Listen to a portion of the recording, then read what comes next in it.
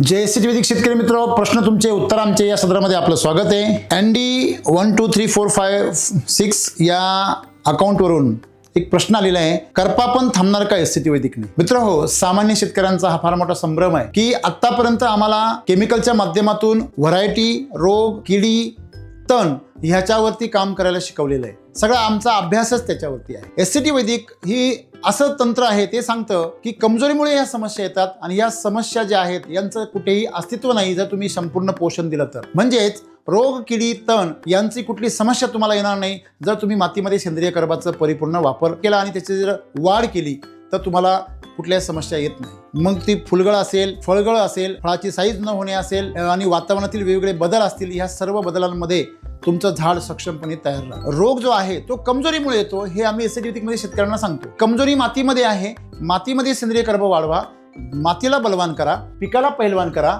आणि मग शेतकरी धनवान होतोच आहे ना, बरोबर आहे। आणि म्हणून आपण एक लक्षात ठेवलं पाहिजे की रोग आणि किडींवर काम करण्यासाठी एससीटी वैदिक नाही।